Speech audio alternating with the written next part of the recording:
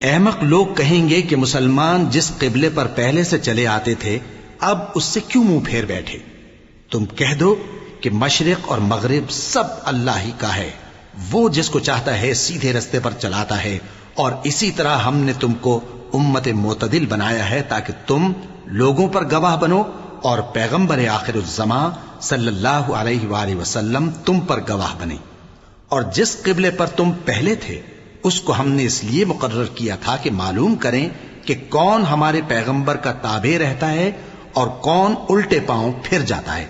اور یہ بات یعنی تحویل قبلہ لوگوں کو گراں معلوم ہوئی، مگر جن کو اللہ نے ہدایت بخشی ہے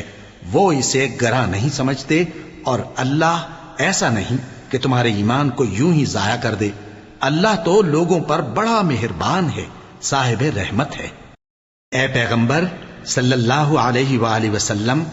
ہم تمہارا آسمان کی طرف منہ اٹھانا دیکھ رہے ہیں، سو ہم تم کو اسی قبلے کی طرف جس کو تم پسند کرتے ہو منہ کرنے کا حکم دیں گے، تو اپنا منہ مسجد حرام یعنی خانہ کعبہ کی طرف پھیر لو، اور تم لوگ جہاں ہوا کرو نماز پڑھنے کے وقت اسی مسجد کی طرف منہ کر لیا کرو۔ اور جن لوگوں کو کتاب دی گئی ہے وہ خوب جانتے ہیں کہ یہ نیا قبلہ ان کے پروردگار کی طرف سے حق ہے، اور جو کام یہ لوگ کرتے ہیں اللہ ان سے بے خبر نہیں۔ اور اگر تم ان اہل کتاب کے پاس تمام نشانیاں بھی لے کر آؤ تو بھی یہ تمہارے قبلے کی پیروی نہ کریں، اور تم بھی ان کے قبلے کی پیروی کرنے والے نہیں ہو، اور ان میں سے بھی بعض کے قبلے کے پیرو نہیں۔ اور اگر تم باوجود اس کے کہ تمہارے پاس علم یعنی اللہ کا حکم آ چکا ہے ان کی خواہشوں کے پیچھے چلو گے تو ظالموں میں ہو جاؤ گے۔ جن لوگوں کو ہم نے کتاب دی ہے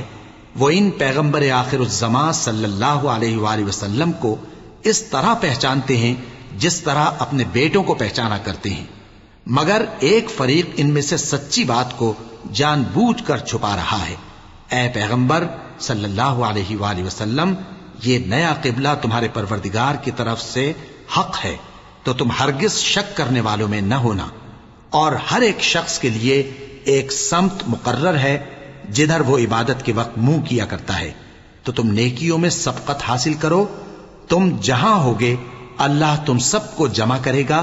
بے شک اللہ ہر چیز پر قادر ہے۔ اور تم جہاں سے نکلو نماز میں اپنا منہ مسجد حرام کی طرف کر لیا کرو، بے شبہ یہ تمہارے پروردگار کی طرف سے حق ہے، اور تم لوگ جو کچھ کرتے ہو اللہ اس سے بے خبر نہیں۔ اور تم جہاں سے نکلو مسجد حرام کی طرف منہ کر کے نماز پڑھا کرو، اور مسلمانوں تم جہاں ہوا کرو اسی مسجد کی طرف رخ کیا کرو۔ یہ تاکید اس لیے کی گئی ہے کہ لوگ تم کو کسی طرح کا الزام نہ دے سکیں، مگر ان میں سے جو ظالم ہیں وہ الزام دیں تو دیں، سو ان سے مت ڈرنا اور مجھی سے ڈرتے رہنا، اور یہ بھی مقصود ہے کہ میں تم کو اپنی تمام نعمتیں بخشوں، اور یہ بھی کہ تم راہ راست پر چلو۔ جس طرح من جملہ اور نعمتوں کے ہم نے تم میں تمہیں میں سے ایک رسول بھیجے ہیں جو تم کو ہماری آیتیں پڑھ پڑھ کر سناتے اور تمہیں پاک بناتے، اور کتاب یعنی قرآن اور دانائی سکھاتے ہیں، اور ایسی باتیں بتاتے ہیں جو تم پہلے نہیں جانتے تھے، سو تم مجھے یاد کیا کرو، میں تمہیں یاد کیا کروں گا، اور میرا احسان مانتے رہنا اور میری ناشکری نہ کرنا۔